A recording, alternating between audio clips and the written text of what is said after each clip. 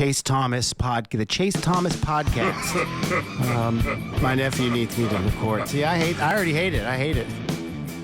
All right, hello, and welcome back to another episode of College Basketball Weekly here on the Chase Thomas podcast from still the aforementioned Chase Thomas, coming to you live from Knoxville, Tennessee, Everything School HQ. Over there in Oak Ridge, Tennessee, my good friend, fellow University of Tennessee alumni, Will Warren is here. Will, good evening, sir. How are you? Doing great. It's conference tournament week. I have almost been getting some sleep. So, you know, it's good practice for next week, living in the worst time zone in human history, when basketball will be on from, roughly 12 p.m. to, 1 a.m. Yeah, the Pacific Coast folks, I mean, I would say that, like, they don't know what they have. No, they know. You talk to any they completely West Coast. know. Yes, they get it. And good for them, of course. But I'm jealous, obviously. I mean, there's something, Hawaii's got it, the elite. Hawaii, like, I could be done with the Falcons by like 9 a.m. on Sundays. That's that's something that's on the table for my wife and I if we ever make the Vanessa and Nick Lachey jump to Hawaii. You never know. It's always plausible. Yeah, you never know. I mean, I think Matthew McConaughey lives in Hawaii too, or at least he has a house or something, or he did. That's the only two celebs that I know in Hawaii. Maybe Woody Harrelson. Completely relying on you there. Yeah, I know Oprah Winfrey does, because when the wildfires are happening, there's this whole thing of like, are they allowed to go on her property or whatever? And I only know this because my father-in-law loves Inside Edition. You know, that old classic of cable telly. And whenever all that, I don't remember when all those were going on. It wasn't the most recent ones, I will say. It was like 4 years ago or whenever. But I felt like I saw a story about that, and a story about Dog the Bounty Hunter's wife dying like 5 days in a row whenever I'd go over to their house. What's your guilty pleasure? I would be like, what's your like normie, like most people would be surprised that like Will Warren will have on the background, or he actually is pretty up to date on? People are generally surprised that I'm a big time Swiftie. Like, okay. I really do love Taylor Swift, and will stand up for most of her work as, being grade A stuff. Like television wise, like I don't know. I like Love Island. I think that one, Love of Island. Those reality like dating shows, that's the only one of those I can bear to watch more than like F-Boy Island was, stuff. Or is it F-Boy Island? Was it F-Boy? That's what it's called, right? I think so. It got canceled. What is that one on? It was on Max, and I enjoyed that one the most. That one was great. I'm with you. I was not a reality television person before I met my wife, and she's into it. So I've watched so much. When I'm not watching sports, or we're not doing Curb or any of our prestige TV, we're doing the other. We're doing the gutter. We're diving in the gutter of television, and I am way too up to date. I will say we just finished up Love Is Blind. No spoilers here. I did watch a couple of those because my wife is on spring break. Oh yeah, it's a big deal in our household. It's time to cancel it. Too many people are getting on just because they know what it can be for their careers and getting to the next reality show. That's the thing. It's a fine line. Once it becomes too big, then people know what they can get when they get on it. And no, you lose what you had those first couple of years. But it's impenetrable from fame seeking folks. And my favorite reality television show, 90 Day Fiance. I will watch that every day of my life until I am 6 feet under, because it is a delight, and it's so captivating. It's fantastic. Will, it's unbelievable stuff, unbelievable content. But there you go. That's something that the good folks listening here for college basketball content can dive into once the tournament ends this month. So. Well, Warren, I thought it'd be, I should say, you thought it'd be a good idea to flip things up a little bit. So we're not going to do bouncing around college basketball today. We're going to do a themed episode ahead of the NCAA tournament starting next week here. We're going to do a kind of a 5 coaching vacancies whip around type deal.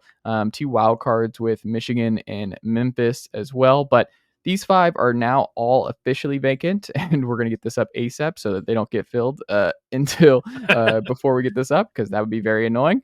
But our 5 that are currently vacant, that we did our home run, which is the best case scenario hire they could do, a double, which is pretty good hire, and then a single where it's like, not a lot, but hey, I think you could sell it and it's fine. Worst case scenario, it's fine. And those 5, Louisville, Vanderbilt, West Virginia, Washington, and Oklahoma State. And then our 2 wildcard openings that might happen, might not. We'll see how the offseason goes for both Michigan and Memphis.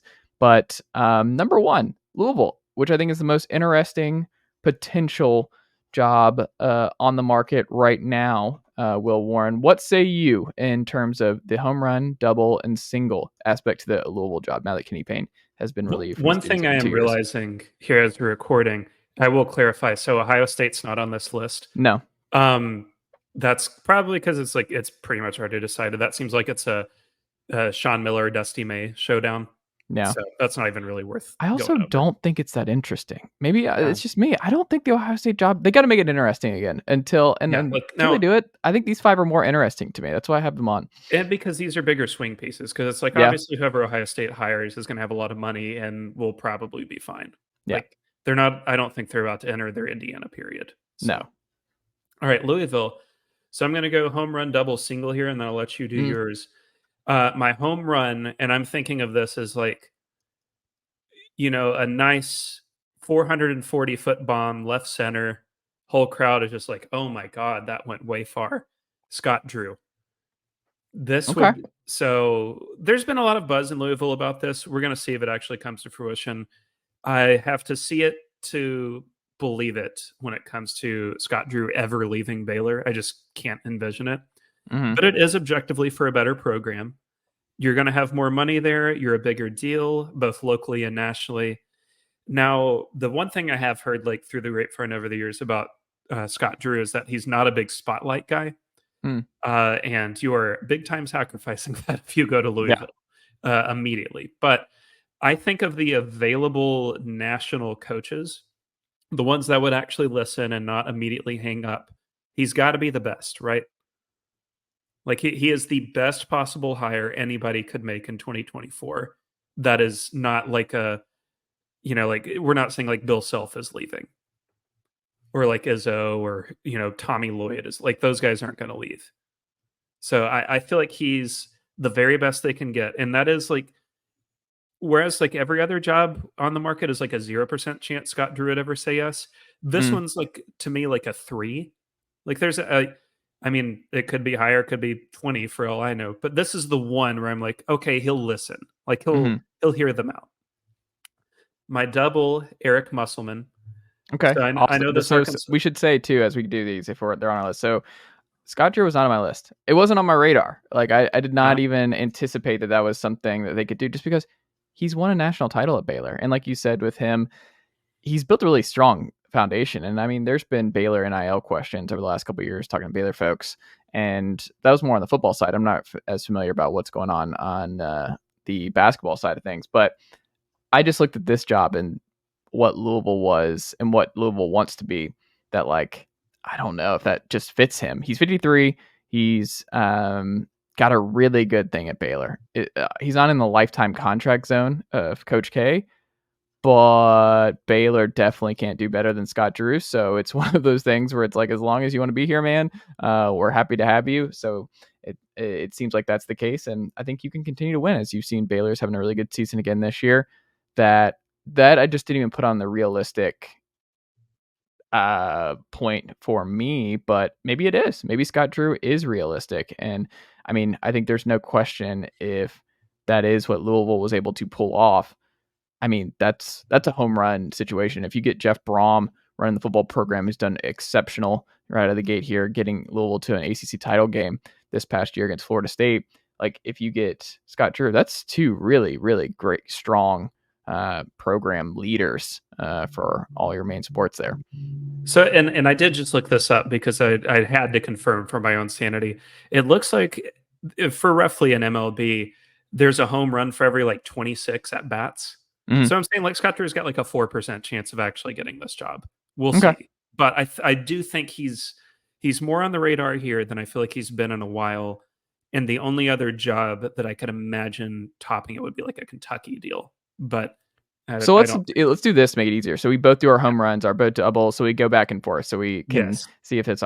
So my home run was Dusty May, because I still think I'm always a big like proponent of like continuity across the three major sports, along with everything else, women's basketball, ladies softball, that like the more like Tennessee is at this all-time great continuity type deal where Tony Vitello is supporting the basketball program.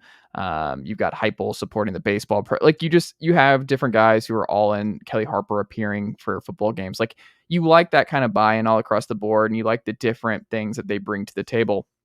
And I look at Louisville, and the reason I put Dusty May as the home run higher, I think when you talk about like, is he a Brad Stevens type? Like if you're Louisville, I'm also a big believer in like when you swing one way, where Kenny Payne was the ultimate inexperience, but has connections and the recruiting guy, NBA ties, this, that, and the other.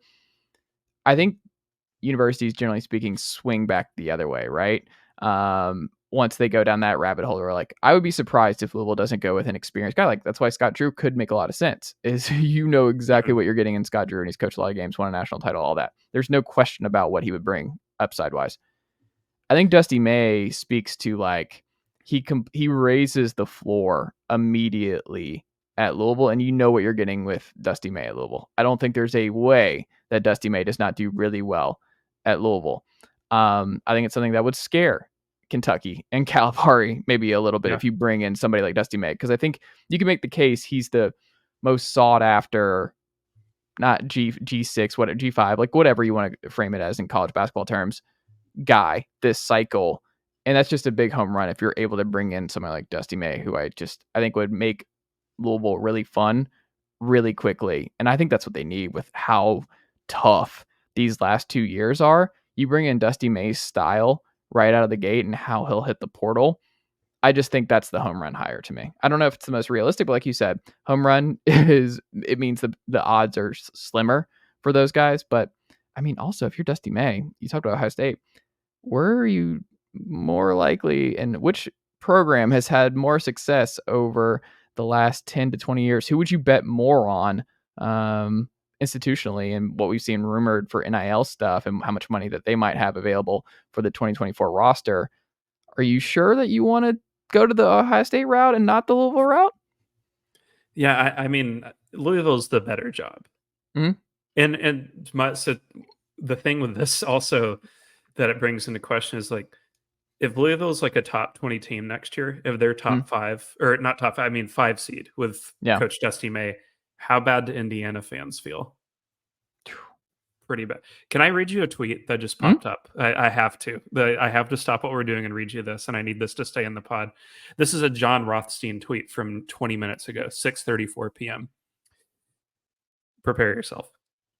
Problems at home. Been so dialed in that my wife took our 6-month-old girl with her to a work trip on the West Coast. I hope they come back. But if they don't, dying on your sword is worth it when UConn St. John's is 24 hours away at Madison Square Garden. Remember, life is about choices.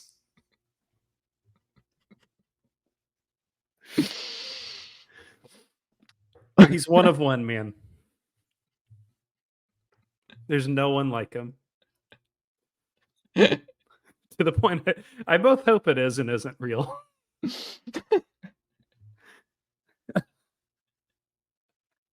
The replies are amazing. She belongs to the streets during March. John is the first one.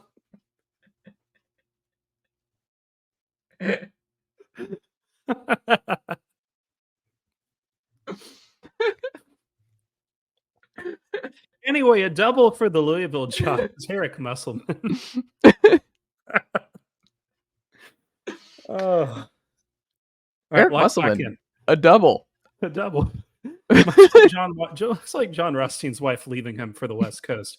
Eric Musselman, who wants to get back to the West Coast but can't, will simply move to a larger city here.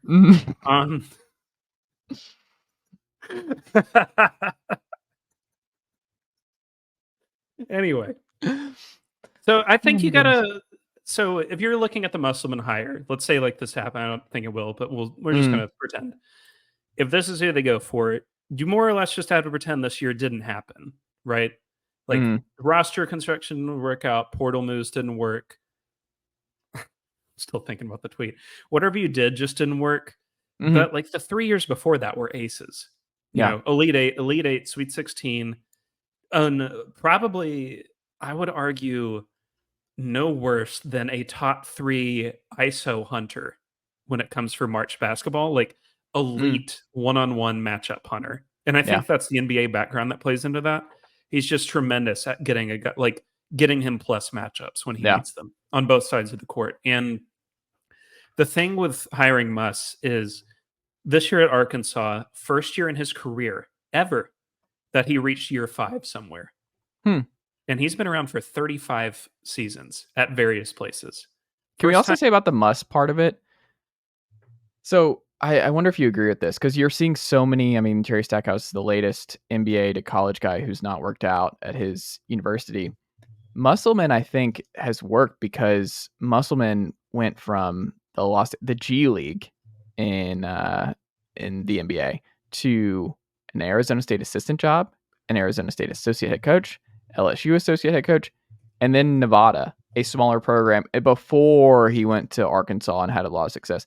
I think you kind of, that's what we're learning here is I think more than anything else, it's still just such a steep learning curve to go straight from the NBA to the college game and find success that I wonder if that's something that, I mean, agents, whoever, have got to push more of like, I understand this job's open and you probably could get this job, but it might be better to be the associate head coach at one of these bigger schools or go to one of the smaller programs, build, see how it goes, and just get your feet wet. And just, I understand it's going to take longer, but it might set you up for longer term success because I think, I don't know, that's just something. Musselman is like an outlier for a lot of these NBA to college guys.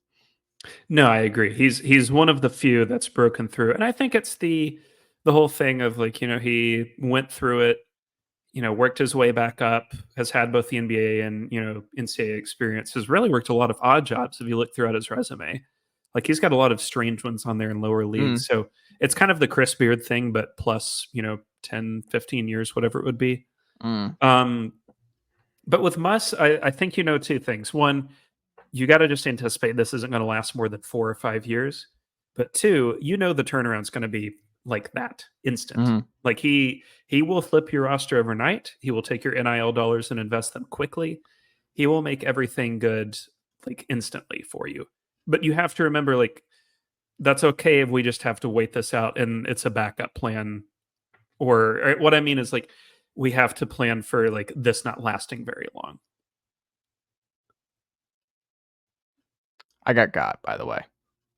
Oh, on the Penny Hardaway tweet. Oh, that I just guy wanted to show you I got. That guy got some people on Vandy a couple weeks back. Twitter.com. My double, Mick Cronin, I think is the most double guy possible on a lot of these lists because like he's not going to come off as a home run hire, even though you could make the case at a lot of these places he'd actually be a home run hire based on what their history is and what he would immediately bring. Mick Cronin, we don't know what's going to happen with him at UCLA this offseason, but part of like what I was saying with Kenny Payne and like why Dusty May is a fun one for them and the best version in my estimation. There's something to be said about just getting back to like, let's get the baseline back up for a couple of years. I don't know how long Mick Cronin's going to be here, but we cannot have years back-to-back head coaching bombs here at Louisville. We need maybe a middle ground kind of guy where like, I don't know if he'll be a perennial Final Four guy. I don't know how long he'll be here, whatever. But I do know Mick Cronin is going to raise the floor and we're going to have a competent, annoying, good defensive team at Louisville for as long as he's here. And I don't know.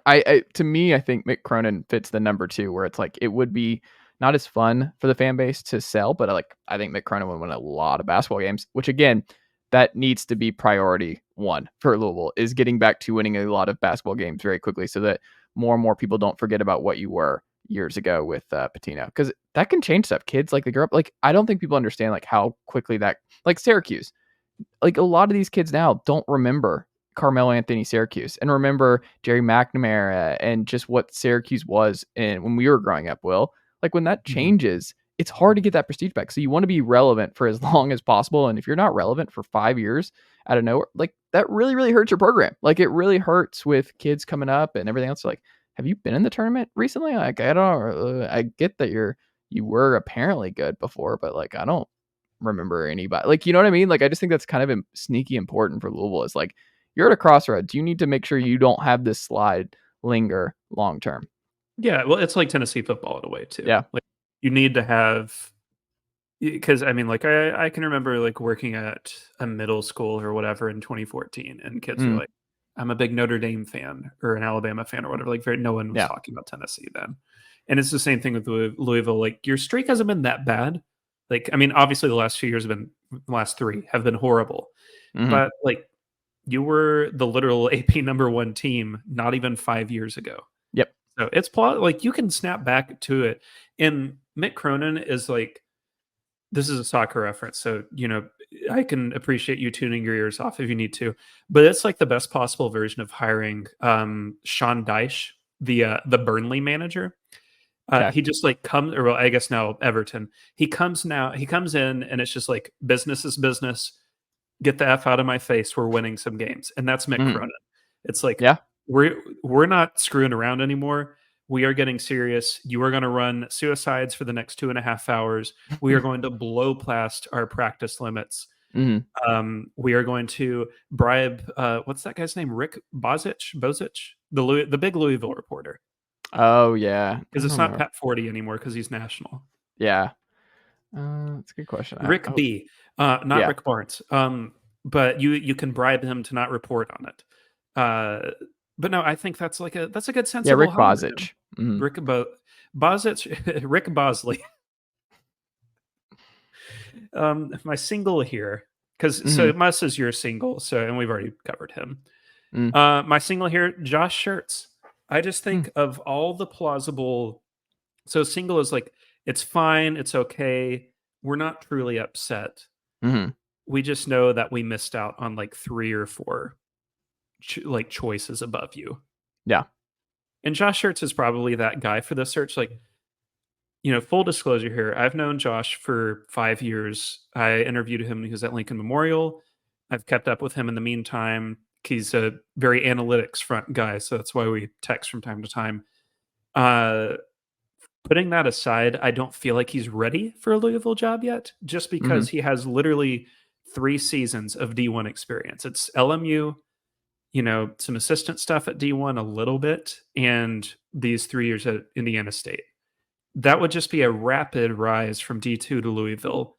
And you wonder, like, does the job consume you that quick? Are you, you would really need a banger of a staff to make that work. But Josh is like, Indiana State has been so good this year that you can see the vision. Like, the offense would be amazing to watch with greater talent and greater investment. It would be really cool to see that style of ball on both sides of the court, because they're hyper aggressive in running shooters off the 3-point line too, which is entertaining. It would be entertaining to watch. But it would definitely be the hire of like, man, you guys you missed on a few before you got here. But I'm still interested to see what this looks like. It's not a failure. Speaking of failure, the Vanderbilt coaching job, Will Warren, the home run hire for you for Vanderbilt is who? Oh, boy. Well, they need to go back in time and not fire Kevin Stallings first. But the thing is, we have the same homer hire here. It's Chris Mack. Very rarely in the history of college basketball can a guy who is the head coach of a 1 seed 6 years ago in Xavier and the guy who is the head coach of AP number 1 4 years ago in Louisville be open and available right now for Vanderbilt University. I think people get a little of the goldfish thing when it comes to sports, where it's like you don't really remember how good a guy was because the last thing you saw was he sucked, or it's been a couple of years. Like, Chris Mack was effing amazing at Xavier. Like, can I also give you a Chris Mack stat? Yes, please. Would you like to guess how many times he finished with a losing record as a head coach in his coaching career? 1. 0. Oh, because he got out before he had sub 500 at Louisville. Like, you're Vanderbilt. That's a home run. Like you said, he has been great everywhere. He was 6-8 when he got fired at Louisville. We do not know how it would have finished. He would not have finished under 500. Like, we do know that. Like, I do know, Chris Mack would not have finished in that way. Like, as a Tennessee fan, this is the best arbiter too of like, what would be the most annoying Vanderbilt hire for a Tennessee fan? Chris Mack, because I think he immediately raises the floor for Vanderbilt, and I think is a great hire. Like, that would annoy me as a Tennessee fan. It's so logical, and that's why I don't like it. I don't think they should do the logical thing. And the cool news on this one is, I mean, we're going to see how this bears out because Stackhouse Vandy just opened literally this morning.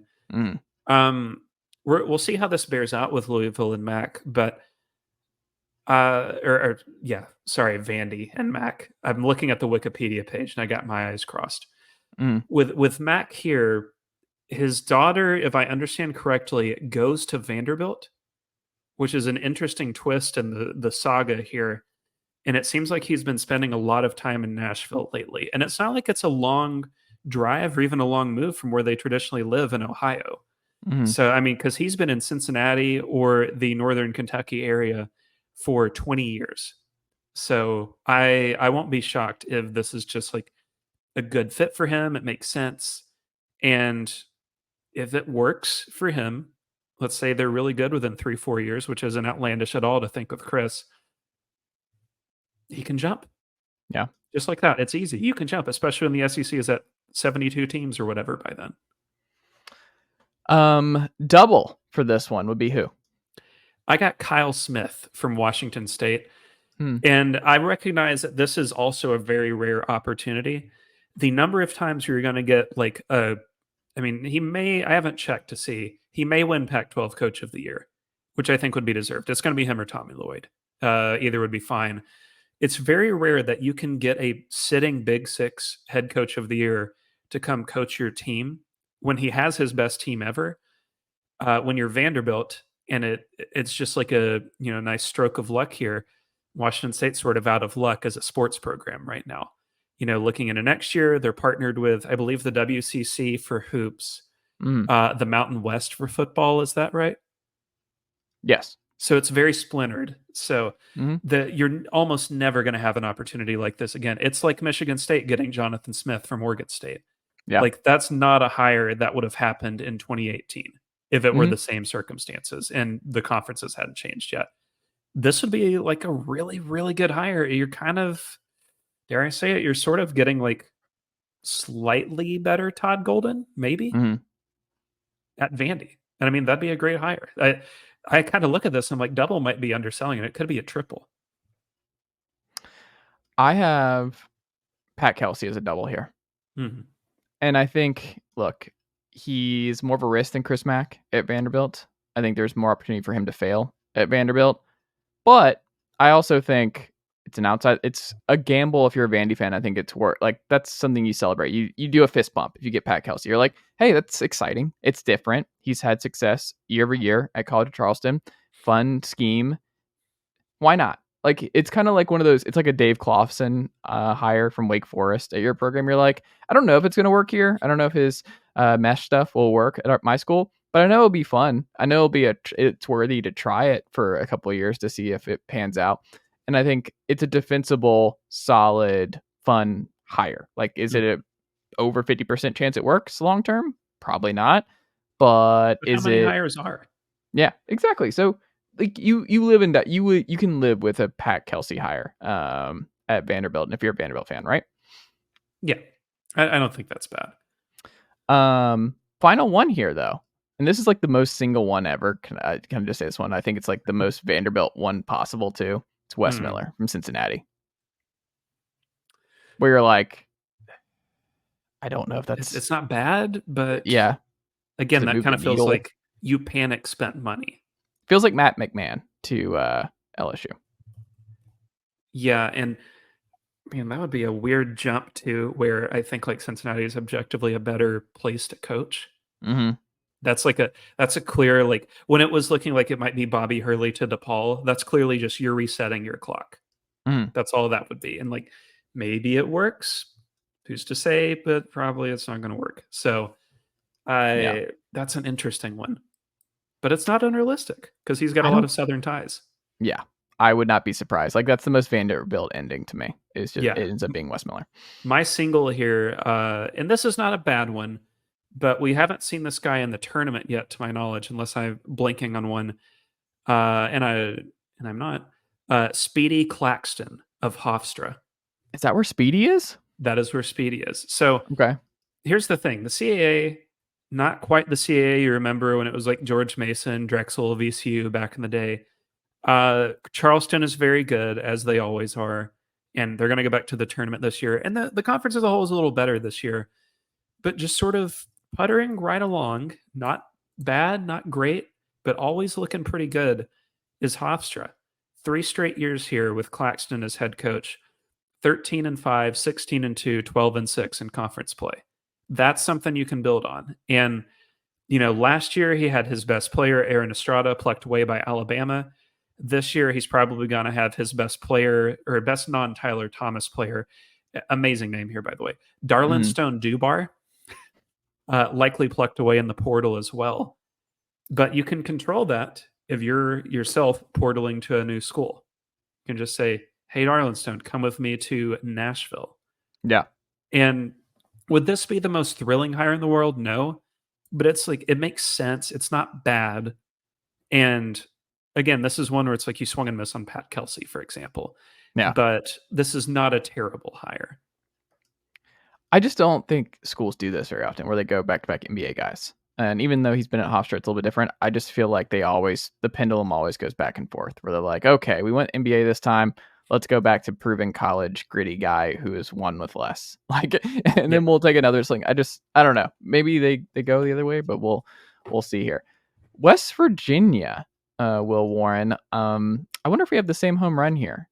He's been mentioned already on this very program. My home run for West Virginia is Pat Kelsey. Is that your home run? No, I've got a real wild card here. Dusty May.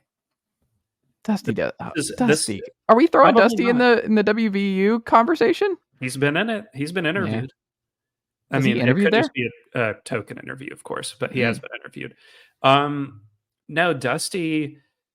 The thing people are kind of forgetting is, like, obviously the situation's bad, but the level of funding West Virginia gave its basketball program this year for NIL was insane.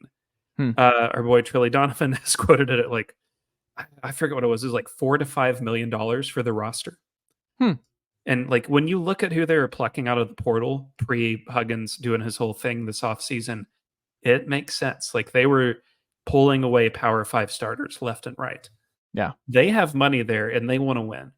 And it's not the sexiest place to go, but we've seen West Virginia consistently be really good with a lot of different coaches over the last 20, 30 years. And it's in a conference that's losing a couple of key pieces in Oklahoma and Texas. You're making the jump to a strong basketball conference, and obviously the best one. So that's a great status symbol. And you are technically, though I wouldn't call it Midwest, still in your general home territory. Because we consider his home territory like Indiana, Ohio region. You're pretty close. You're familiar with going into that country. You can keep your Florida pipeline going, as West Virginia has in years past, both for football and basketball. It's not going to be where he ends up, but I would be shocked if they gave him a pretty big offer to at least consider. Interesting. Okay. I don't hate the Dusty May. I mean, that's a home run. Absolutely. West Virginia, if they're able to pull that off, that's like a mega grand slam. Yeah, that might be. I would say it's not a home run. That's a grand slam hire. My double, Steve Forbes, which is good. And I think there's no way you could be like, oh, why Forbes? No, he's been good at Wake, good track record, been on a lot of big staffs. I feel like that's a solid, like, he also might be there for a while. I think Steve Forbes, you could see him being there and being okay. I don't know.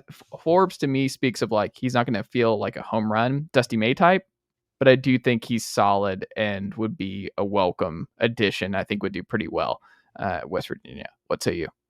Genius offensive coach, by the way. Love Steve Setz. My double here is apparently buzzing as like the potential primary guy, Darian DeVries from Drake. Okay. So I think that he got undersold a little this year because Indiana State was the story in the MVC. Entirely fair, by the way. I think they should have been. Yeah. Did you know Drake went 28-6 this year? I would. Here's the thing. Well, if you were to tell me any given college basketball season, Drake went 26-6, I'd probably believe you. Drake, I've seen late at night on a tournament championship Wednesday and seen them winning. And Drake is just one of those teams that we grew up with. Like, I assume was at the top or near the top of their conference every single year. So I'm going to give you a stat here. Can you tell me how many times Darian DeVries has won less than 20 games as the head coach of Drake in a season? How long has he been there? 6 seasons. I'll say 1. 0. Oh, he's won 20 plus every season. Drake all time has 11 seasons of 20 plus wins. So he owns over half, and he's been there just 6 years. I think this would be a banger of a hire. Yeah. And so but the other aspect of this for immediacy is not only do you get Darian, you get Tucker DeVries, who's got a year of eligibility left and is likely not going to the NBA. We saw what Tucker DeVries did against Indiana State. We've seen what he's done in years past. Like, that's a high major go-to guy. He's really freaking good. And it's rare in this sport that you get a coach and son combo that actually works out, like, long term. We saw Juwan kind of try it at Michigan a little bit. We've seen it try at other places. But this is one that actually works and makes a lot of sense. And if they end up going the DeVries route, they should be really happy with what they've got, because I think that's a pretty darn good pick. I love it. Single here. I think you're gonna like my single, Andy Kennedy, which is like zero excitement hire, but the dude's solid. We love Andy Kennedy on this podcast. I think he'd be solid at West Virginia if you strike out in the big names, and it is Andy Kennedy, can prime away from Birmingham. I think that's still a worthwhile. We're like, that's nice. Like, we both drop in the group chat. Good for it. That's nice. Like, I don't know if he won't get them to national title, Final Four prominence probably, but I think they'll be solid. I think they'll be good most years with Andy Kennedy. What say you? Is that a good single call? That's a good single. That's like this. It's a safe one where, he's won at least a little at a high major level. You've seen him do really well at UAB, which is like a similar, tough guys win here job. Yeah. Weird guys win here job too. West Virginia, I think, would make sense for him. That's not a bad spot. My single here, similar region, but a little further east, Bob Ritchie from Furman. Okay. I don't think that this would be the sexiest hire in the world because, again, people have goldfish memories. People have probably already forgotten Furman won a tournament game last year because they were not very good this season. But, yeah, I mean, prior to this year, though, he'd been really good basically every year. Top 100 finishes in Ken Pump's 6 seasons in a row prior to this year. Again, at Furman, a place where that doesn't happen. I think. Did they do something against an ACC team last year? They beat Virginia. Oh, that was a bit. That was me doing a bit again. Oh, that was God. one of my favorite. My bits are got suckered by a big orange punch. So that's true. So, no, I mean, yeah, geez. With Bob, so the question is instantly, and I guess you could say it with a lot of candidates, but he doesn't really recruit. Like, he's never even gotten a 3-star at Furman. And, we're going to do a little allegedly here, and it's not criminal in any nature, but allegedly Bob is kind of a dick, like on and off the court. So he might be like not the most fun guy to go work for. But at the same time, I feel like you can kind of be as big of a dick as you want to be when you win as many games as he has. Like, I think he would instantly make West Virginia interesting again. Yeah. I just kind of question of like how would you hold up recruiting against the Big 12? I mean, how are most teams? Like, it's the strongest conference in college basketball. Like, that's their goal, is to be the big. Like, look, it's just you're playing with the big boys if you take this West Virginia job, and it's just kind of what it is. Washington. Speaking of moving into new locations, the Big Ten though, that's a little bit more fun. It's not like joining the Big Ten in football. This is pretty fun to hop right in the Big Ten conference with where things stand right now. Washington, home run hire for me, and I wonder if you agree. Mark Pope from BYU would be the home run hire to me, and I don't know if you can pull him from BYU, but to me, his style, the West Coast connections, I think the ceiling's really high. Could have some Chris Peterson type buzz when he made the jump from Boise to Washington, and I don't know. I could see Pope being something that really energizes this fan base. Obviously, they're going to shoot a lot of threes and be a really good shooting team. There's a lot of talent in the Pacific Northwest. He'll get better players than what he's able to get at BYU. It's an easier job than BYU, because guess where BYU is? The Big 12, which is one of the hardest conferences to win in year over year. It will make his life a little bit easier, make more money potentially. I feel like Mark Pope is the number one home run type of swing here that Washington can make. Do you have Mark Pope here? Do you want to know the fun fact is we have the exact same list on this one. So do we really? Yeah. So I've got Mark Pope as my homer too. I just think of the available plausible options in my head, that's the one that's like, if you can pull him, that's a heck of a hire, because Yeah. you look at the programs that historically kind of surround Washington at their level, BYU has the best coach. And the only one you can really argue for is like, maybe you feel better about Jerome Tang. Yeah. But I don't feel like Tang is at all a realistic thing for Washington. It kind of seems like, like a more southern job would be up his alley. So I don't feel like he would be much for the Washington side of things. Whereas like Mark Pope, that makes sense to me.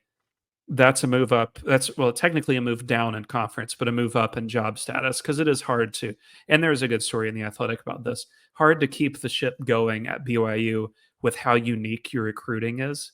You have to have guys that are willing to go to a Mormon university, and like they accept different faiths, obviously, but it's a challenge, like, especially, they have like older players that come and go, or when you're looking in the portal, you got to have a very specific type of guy you're looking for.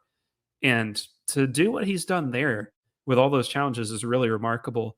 I do wonder a bit if, and it's obviously a totally different situation these days, but do you fear that there could be a bit of like the Dave Rose syndrome? When Dave Rose was at BYU, he recruited and found Jimmer and Brandon Davies and all those guys and did a great job, but he didn't jump when he had the opportunity to after Jimmer left, and they were never close to that level again.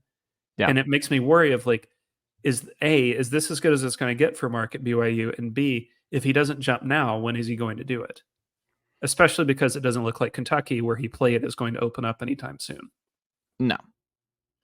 I like it. We're on the same page here. So we should just run through it. The double, which I think is the meanest hire, and we've seen this already in sports this week with your Michigan Wolverines pulling in Alfred from Ohio State as running backs coach in a cross division rival not even promotion, just move for Alfred from Columbus to Ann Arbor.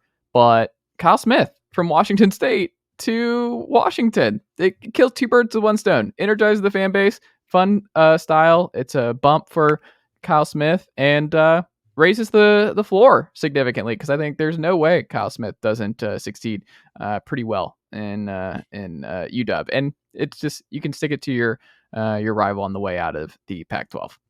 Yeah, same. I've got nothing really to add there. I'll take our single for us. Yeah. And I toyed with this for a long time on who to put as double and who to put as single, because I do functionally think they're roughly equal, but I do have to go with the greater body of work for the double. I've got Danny Sprinkle as the single, and we don't mean this as like a disrespect thing at all, but it's like, if you picked up Danny Sprinkle, you probably didn't hear back from Mark Pope, and Kyle Smith probably said no. And Danny Sprinkle would be amazing. Like, he's a legit coach of the year candidate this year nationally. Surely has won the Mountain West Award if he hasn't already. And I think that would be great. And I like Danny a lot. I think it's funny how good his offense has been this year at Utah State, because he was a defensive genius at Montana State. Yeah. But you're willingly hiring as your program fixer a guy with 5 years of D1 coaching experience. And arguably only 3 of them have been very good. And so, you have to consider the constraints of working at Montana State to begin with. Like, hard job, took over in a bad time. They hadn't finished top 200 in 10 years, took over in the middle of COVID too. If you consider like his first real year, like 2020, 2021, then you could say it's 3 and 4. But I do wonder a little bit, because we saw this kind of last year with Southern Miss. Yeah. Where it's like, I just hesitate a little bit. And Mizzou and Kansas State too, when we say these one-off amazing moments happen. Because like Montana State was quite good the last couple of years, but they were a 14 seed both times. They weren't elite level. This is the first, like, it seems like they're going to be a 6 seed or so in March, though I haven't looked. This Utah State team, which is tremendous for them. But I fear like we might be basing too much on one really like everything goes right year. Yeah. And we should also mention Mark Pope played his first 2 years at Washington of college basketball. I didn't know that. Yeah. Well, there you go then. Yeah, he went to high school in Washington, the state of Washington. So there's a lot of crossover there. I feel like that's the move, but like we said, Sprinkle and or Smith could still do really well at UW. Final one here, kind of a sneaky. He was here longer. I texted you where I was like, if you had asked me like if Boynton had a winning record during his time in Stillwater, I would have said lean no. Like it seems unlikely, and he did. He actually did have a winning record during his time at Oklahoma State. But they move on. We grew up. This is like one of those legacy jobs that we grew up around, where it's like Oklahoma State was like the big deal. Like when we were growing up here, Will Warren watching college basketball was like, this is one of the premier jobs. And obviously with Sutton and company, like they really had this thing humming year over year. It's obviously fallen off, but you look at it, attendance is still strong. Like I look at how Oklahoma State fans have been the last couple of years. They're still starving for a winner. The baseball program's still really strong. Football, we'll see. But like, I think that's a kind of attractive job. And I'm curious what they can ultimately pull at Oklahoma State. In the Big 12, tough, as we talked about. Like, this is a really tough job to walk into for the basketball front. But my home run hire, it's a name we already talked about, is Danny Sprinkle, where it's like, hey, this might not be the most fun for the Stillwater fans, but like, look, we don't love him as the number one option for UW, but Oklahoma State's not, I don't think is the same level as UW. And I think that somebody like Sprinkle making this jump, it's not a huge jump in expectations from Utah State to Oklahoma State, but I think it's kind of like he'll be kind of in the shadows, get it learning in Stillwater. You already have the Habs, the top of the conference, and you can kind of just build your program. And I just feel like there's a lot of opportunity for Sprinkle to grow into the role in Stillwater and have a lot of success. So I think that's a home run hire for me. Is that your number one, Will Warren? We have completely different lists on this one. Ooh. My home run hire clinched his bid last night. It's one Will Wade. Oh, wow. I think that this would be, when you think of like, so Oklahoma State's big concern with Boynton, or at least what he voiced publicly, was like they don't have much NIL. And like that's probably true, but my opinion is like if you're in a Big Six conference, if you want NIL, you're probably going to find the money for it. It's just about if you're willing to fund that coach. It's kind of the same thing with Vandy and Stackhouse. Like they kept complaining about how little NIL they had. Meanwhile, the Vandy United group just raised $10 million for the football team. They'll pour money in if they want to. It's the same thing that would happen to Oklahoma State. And my thing is like, you give Will Wade like $3 million in NIL money, and you are top 25, like night one. He isn't like, look, we do not approve. I'm speaking executively here, and I am getting into your brain. We do not approve of the rehabilitation of this guy in like no time. It took 0 time for Will Wade to go from villain to like, oh, what a cute figure again. Like, and now he's babyface Will all over again. He's doing the whole like cowboy image or whatever. The outlaw. Are they the Cowboys? And yeah, McNeese is the Cowboys. So he gets to stay Cowboys if he makes the jump here. But that's the thing. Like he is perfect for that type of thing. Like he leans into it. He will play an exciting style of ball. You're going to win games. You're going to be competently coached. You are going to do some very questionable things off the court, to say the least, to win those games. You're going to go above and beyond to be relevant. But that is what Oklahoma State needs, especially with their rival departing the Big 12, especially with this now like potential power vacuum in the state of being relevant. Because like I like Porter Moser a lot. I respect him a lot as OU's coach. Will Wade would instantly be far more exciting. Like I'd tune into more Oklahoma State games than I would OU. Interesting. I had not considered Will Wade, but that's a good pull. Will Wade at Oklahoma State's a good pull. My double, Richard Pitino, who has had a lot of success at UNM. Kind of the same situation where you're coming in from maybe some limited NIL situation where Richard Pitino has really carved out a solid program. Kind of undervalued, I think, a little bit of Minnesota too. He's he's gotten out of his father's shadow. Like Richard Pitino is just a good college basketball coach. And what we talked about in this program, I just think he's a solid floor raiser where like, I don't know if he gets you to that where Sutton was. And I think that's just gonna be hard to get back to the glory days of Oklahoma State in general. But in terms of like someone who's going to win games and like just solid, you just know that your program's going to get back to solid footing. I feel like Richard Pitino is the ultimate double candidate at Oklahoma State. I don't know if he would want it. I don't know anything like that, but it is something where you make that move from UNM to Oklahoma State. It's not this big change. I feel like for Pitino, and I think he could be pretty solid there. What say you? Well, I think he's frisky. Like all of his teams are annoying in a good way. Like I'm not saying like they're annoying to watch. They're just like they're annoying to play against. I profiled New Mexico's defense for the newsletter about a month ago, and unfortunately hasn't been very timely. But they are hyper aggressive. They play like really stout on the perimeter, funnel everything inside. Like it's a fun style to watch. And then they play a lot of transition ball that gets a lot of points. And he is like the one coach that has managed to stick to the mid-range game and not look like a fool. Like his teams always light it up from 15 feet. So I could see that working out. I'd be into it. And he's won at 2 worse jobs, arguably. My double here, and this is one where it's like, I would have to see it to believe it again, because I feel like I hear this guy rumored for jobs every year. Chris Jans at Mississippi State.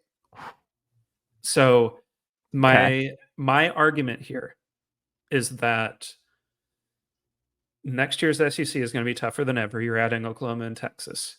And it is not as if between now and November, Mississippi State is going to become richer than Oklahoma and Texas. You are always, always, always, always going to be fighting from behind at that school. Yeah. And it's just the way it is. Like Dan Mullen experienced it. Mike Leach probably experienced it. Everybody who's coached at either of those Mississippi schools probably experienced it, especially at State. It's just not as well funded. Yeah. And so, and it's, relative to the national scale, it is probably pretty well funded, but relative to the SEC, I think we could safely agree that it's probably them in South Carolina at or around the bottom, like yearly for NIL funding for basketball. And this is his chance to, it's kind of like escaping while the iron's hot. Because Jans was a candidate at Wichita last year, ultimately didn't go through, that pulled out because, I mean, he had Tolu Smith coming back. I would pull out too to stay with Tolu Smith on my roster. But Tolu, if I understand it correctly, is gone after the season. So I know that he has Josh Hubbard on his side, but Josh Hubbard's a freshman. He can transfer if he so chooses. And it seems like if you were going to get out, this could be a good time to do it at a job that's inarguably going to have more money, both historically and now, is going to be in a conference with greater opportunity in the mid-pack. Like there's a power vacuum opening in that mid-pack with all these teams leaving and some of the ones coming in for you to jump in. And it seems like Oklahoma State is willing to get serious with their funding too. Yeah. So I just see that as like, I don't think he will do it. I would, again, see it to believe it, but it makes sense in my head for him to go. I don't hate it. I don't hate it. My single here, it'd be kind of mean based on what job he just took, but Paul Mills just getting out of there with Wichita State, where you're like, I don't know if Wichita State is a long-term good job anymore. Might be a tough one. In the area, he's won, I mean, obviously a Sweet 16 coaching experience with Oral Roberts a couple years ago. I feel like there's a crossover. There's just a lot of crossovers here where I'm like, yeah, it's year one. It hasn't been great for Wichita, but I could see this being like a single where it's like you strike out in the big names and then you go, hey, Paul, we could really use you over here at Oklahoma State. Come be our coach for a couple of years and see how it goes. Yeah, I could understand that. I do think like the iron would have been hotter if they'd gotten him last year, right before he left for Wichita. I think it'd be tough to pull up now because like that's another one where it's like it's a good school and a bad conference. Yeah, like, and the AAC kind of sucks now, to be honest. So, but objectively, Oklahoma State would matter. But I mean, more. Is Wichita still a good job post Greg Marshall? Yeah. Okay. They got money. They got plenty of money. But like we haven't seen it in a while. We're drifting off into remember Fred VanVleet? Remember? We're doing some member berries with Wichita State now. I know, but like that's not that far removed. This isn't like we're Indiana far removed. How many years has it been since they had a winning season? Been to the tournament? They went to the tournament in the COVID year, 21. It's not that. Did they go in 21? Yeah, they went 20. They were in the.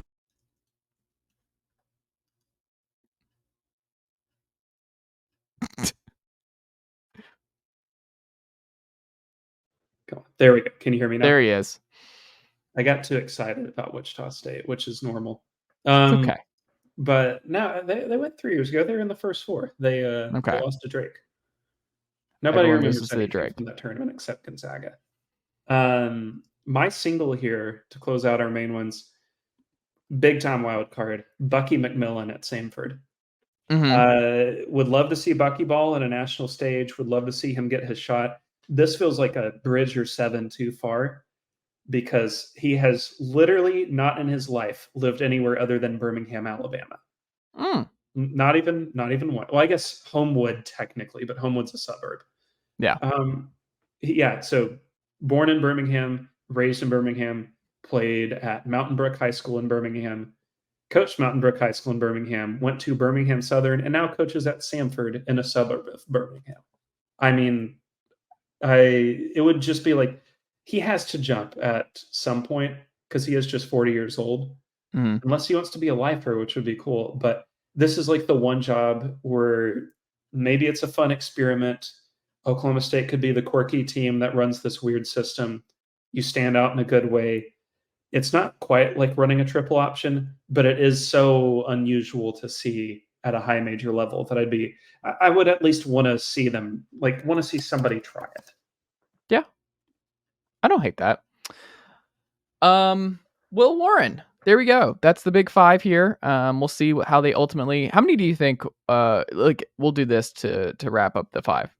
Who do you think they actually all hire? I'm gonna leave it to you. Who do you think the 5 hires will end up being? All right, I'm gonna go in order here. So I think Louisville gets Dusty May. I have heard from multiple sources, multiple sources, Chris Broussard, that Eric Musselman is trying to get out of Arkansas, but it does not seem like Louisville is going to be the destination. For him, I'd keep an eye on a West Coast job, just me personally, because that's where he's spent most of his life. Yeah. Vandy, I got to see them get to the finish line with Chris Mack to believe it. I'm going to say Kyle Smith gets that job, which is not a bad hire at all, but it's not Chris Mack. Yeah. West Virginia, Darian DeVries, seems like the buzz is building there. Seems like Washington and Danny Sprinkle are the marriage here. I think that's a pretty good one. I wouldn't have a huge complaint about it, but it does kind of fall into the territory of not really sure that we pursued all of our plausible options here. Yeah. Oklahoma State, I got no clue, man. The one name I have heard where I was just like, I'm not sure I'd do that. Kyle Keller at Stephen F. Austin. Okay. So you're kind of trying to repeat the Brad Underwood thing there a bit, because they hired him out of SFA. They just won in a crazy way at 2:00 in the morning this week, right? Yeah, they won in a wild buzzer beater. Okay. I think that if he were still at Oral Roberts, they would hire Paul Mills, but it's going to be hard to do when he's at Wichita. Will Warren, what can the good folks check out from you over at statsbywill.substack.com? You're going to want to follow. You're going to want to pay up. You're going to want to be a little pig. Couldn't find my word. But you're going to be all of those things this week, because we got a lot of content. NCAA tournament coming pretty soon. First 4 under 5 days away, my friend. You're going to be learning the names. I don't know. I got to Google. Little Rock, I think, made it. I got to figure out what teams are. No, Moorhead. Moorhead won that conference. There's a bit on the Ion College Basketball podcast about Drake and Longwood that I highly suggest finding out about with Safe Search on. But no, a lot of good stuff coming. Bracket materials. I'll do my usual how Stats would pick the 2024 NCAA tournament post. We'll do a lot of historical reads, like how strong or weak is this field at certain parts, like by seed, just by field overall. So we got a lot of good stuff coming. I think that it's worth the now $18 a year to sign up. You can also find me on the site formerly known as Twitter at Stats by Will. There you go. Subscribe today. What are you doing? It's there's always a great time to do it, but especially right now. statsbywill.substack.com. Type in email. Do it today. Support the good folks over there at statsbywill.substack.com. Yeah, the Warren, good folks. The good The folks. one. Hey, I wanted to make it like it's a whole operation. Like Will's got like, hey, Will's. God, I wish. There are so many. You think he does these numbers himself? Come on now. You'd be surprised. The answer is yes. Will Warren, always a pleasure, and I will talk to you next week. Thanks for having me on.